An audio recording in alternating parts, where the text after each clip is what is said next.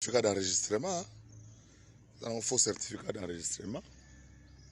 Banyamulenge, Bazaba Congolais, de par le sang. En fait, l'interprétation, il y a Congolais d'origine. Je parle en tant que juriste. L'esprit de la loi, l'interprétation de dire que Congolais d'origine. En fait, la loi suppose le droit de terre, le droit de sol. En fait, Banyamulenge, Bazaba Rwandais, Bakima konyokwama o baza konyokwama na ba mwa mi côté kuna nde ba yaka ba trouver sur place na plateau ya Mulenge. C'est un plateau extraordinaire, c'est l'endroit le plus riche en minerais, c'est l'endroit le plus riche en tout. Tobaya ba vanda wana. Alors ils ont tenté d'abord de s'approprier la terre par la guerre. Et simbité, toké na San City. Constitution na biso eza constitution moko mabe. Parce que na kati nango eza ba piège ebele. Alors ce que baki osalango par des moyens de droit en se basant sur ma commune rurale. En fait, je pense que pour dire vrai, excès des ailes ya Moïse Nyarugabo na Azaras Ruberwa et bebiseli Banyamulenge makambu nyonso. Maintenant c'est fini. Maintenant c'est fini. Boye bosu dok. Po bosu ne dok. Ba Rwandais bosu dok na Congo. Wana zaki na ngoka dok. Nenge mutu Congolais pas que na reçoit doc na France, Congolais soit doc na Canada, Congolais soit doc na Amérique. Congolais soit doc na Amérique a comme américain, Congolais soit doc na Canada comme canadien, Congolais soit doc na Belgique a comme belge, Congolais soit doc na France a comme français, soit doc na Angleterre a comme anglais, mais jamais Congolais a comme anglais qui nous déclarer ma belle à Londres. To Congolais a comme Canada, le bien côté Montréal et comme yabango. Pour Montréal, tout ça est belé. Vous savez qu'il y a même un quartier dans Montréal comme dans Mouchima Ikananga. Parce que l'oubo bakimanga ba persécution à Jekamine. Il y a katanga tango kiungwa kumwanza qui s'est converti et je salue Baba en passant. Bakoma na kanakuna ba benga na Mouchima Ikananga. Donc ba congolais wana bakoma ba canadien balo bake quartier na Mouchima Ikananga na côté soka Courbevoie na soka côté Charles so côté ni wana Charlevoix et comme nango il y a ba belé ba il y a ba louba. Tous les lois ba Congolais basés en Afrique du Sud. On va faire ça idéologie ba pays ba parler. Ba on va sud-africain. Ba quand à côté mo ya Pretoria, ba le comme abisso non. Je pense que c'est des elfes vraiment à Ruberwa. Na Maurice Nyarugabo, ce sont des pyromanes. Vous nous mettez en difficulté, vous avez obtenu autant de généraux, vous êtes la seule ethnie à avoir autant de généraux. Et on vous les a concédés. Yo bando quand même la ministère de la décentralisation dirait yon des spécialistes. Nous avons une copa mabe bongo. Alors les colons yo, au bébé c'est Banyamulenge nyonso masolo. Au bébé c'est bango nyonso tout masolo. C'est comme vous ratez cop nyonso. Papa Wemba m'avait dit, paix à son âme.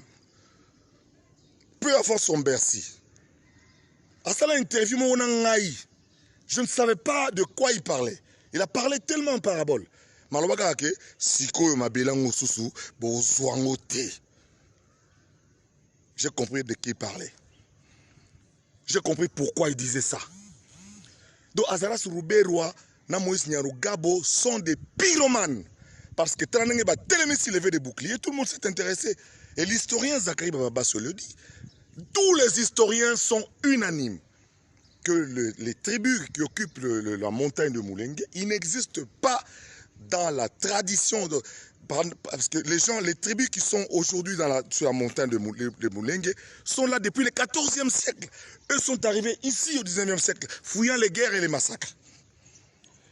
Et grâce à Bisengimana, un autre Rwandais qui était à la présidence, nous avons obtenu en disant, en 1971, en disant que toutes les tribus qui se sont trouvées au Congo après 1960 sont des Congolais.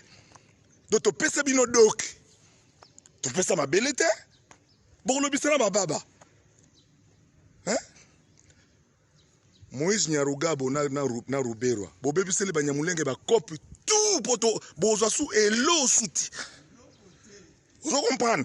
C'est quand bozwa et sous et l'eau tête toko botte là oyo. Tozo boto là oyo bozwaki bo tika là ba réfugiés rwandais, réfugiés burundais et puis le ko la Kagame bongsi makambu kuna président de Burundi pas bongsa makambu bo limisa ngai bo za ba kabin bo katsa mai. Bo katsa mai na ba kabin. Et ça la gâté. Bomoni au Kosovo, na yo ambassadeur des États-Unis oyo. On a rappelé l'histoire mboka na yo. Hein? Aujourd'hui, tous les peuples se sont éveillés. Je vous parle du Congo central, la terre de Simon Kimbangu. Aujourd'hui, les Congolais sont très éveillés. Tant que vous les Soto, vous c'est impossible. Vous allez marcher sur nous. Vous marcherez sur nos cadavres. Avant de faire des minembres au Kosovo, babundi liboso na minduki ko boma boma batu ko kata batu mitu. Et simbite toke na dialogue ya Sun City pour la paix, to conseiller on vous a tout donné. Comment yo ko za la Congolais mais na buka vous en anda côté. Deo Rugwiza paix à son âme. 15 ans de PDG ya Ofida. Ananda côté, ozomona normal. Ananda kuna giseni. Ndako ya Goma moko basala ya par hasard.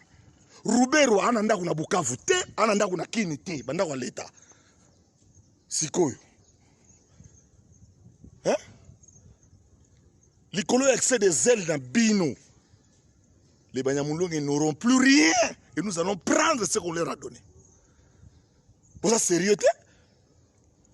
Vous êtes sérieux?